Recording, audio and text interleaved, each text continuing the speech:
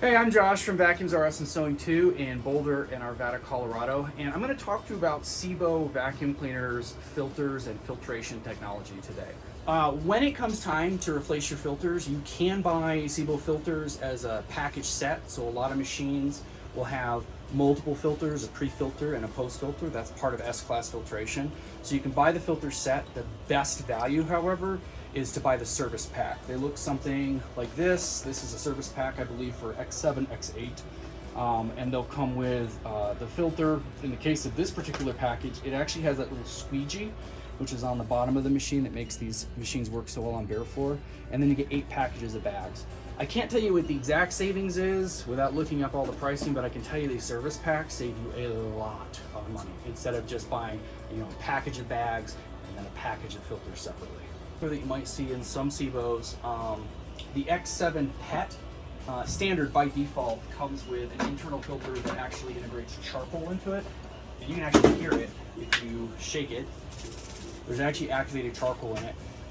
True PET vacuums, for a vacuum to really call itself a PET vacuum, I want to see an activated charcoal filter in there. The charcoal is for odor removal. I have dogs, I love my dogs, and dogs smell like dogs. If you're going to own a vacuum for 30 years, which is not unusual with Sebos, over time you can develop a odor inside the vacuum, kind of gets into the vacuum motor. The charcoal filters will prevent that, and they'll keep the vacuum smelling not like a dog for years to come.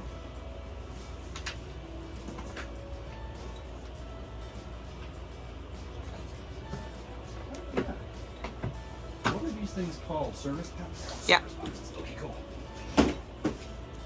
Okay, I'm ready for. All right, I'm gonna run through a couple of models of Sebos. The most popular models. I'll show you how to take out and then reinsert a bag. So in inserting your bag, you're just gonna slide it right back into here. You'll notice there's a little metal clip right there. The reason it's there is to prevent you from fully closing this unit without a bag in it. It's kind of a safety mechanism.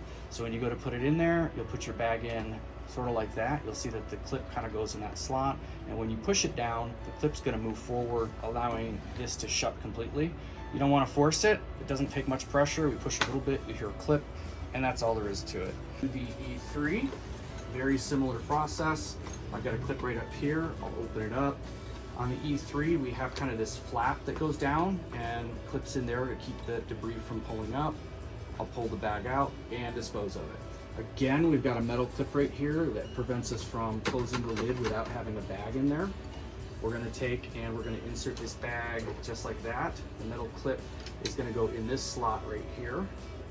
And then when we push the bag down like this while closing the lid, that will move that metal piece out of the way and it will allow it to shut completely. You can hear the clip there. I'm gonna do it one more time. You can hear that little click right there as it closes. Felix. This by far is probably the most challenging model to put a bag in, not because it's difficult, mostly because it just doesn't feel like you did it right, okay? So there's a little clip on the side here. You'll pop that out a little bit and then the lid will pop up. So again, we've got a cap here, which will close, and we'll remove the vacuum cleaner bag out of the Sebo and dispose of it. That's the easy part. Putting it back in is where people get a little messed up. So if we look at the Sebo Felix bags, there's little notches on the side right here. There's really only one way to put it in, kind of lining those notches up right there. And then it just kind of sets in there, but it's kind of loose, right? It feels kind of funny. It didn't really clip in. And that's where people are like, man, did I do it right? I'm gonna open that back up again. People are like, man, did I do it right? You did. You'll notice that this little green clip is going over this metal piece. Like the canister vacuums we went over before, that metal piece will prevent the lid from closing without a bag. So on this, that plastic piece is going to go on top of that metal piece, and when we close it, that will disengage the metal piece and allow it to close, right? So we'll close that, and I hear a slight clip. Now, here's another gotcha. On the Sebo Felix, these machines last a long time, 20, 25 years sometimes. This clip right here will fatigue over time, and you won't hear that solid click when you clip it down. I really wouldn't worry about that. When you turn the machine on, the suction that is generated completely seals this lid. The plastic is going to kind of fatigue over time and you won't hear that solid click. But while you're using the machine, because you have a suction chamber in here, the lid's not going to fall off. So I really wouldn't lose any sleep over that. Finally, my favorite upright to change bags on, because I am lazy and I don't like to bend over. This right here, you pull open the latch right there. The whole door comes off, and then the bag is right on here. There's clips on either side. You're gonna depress these, and the bag will pop right out, and you go ahead and dispose of it. To insert the new bag, you have rails right here.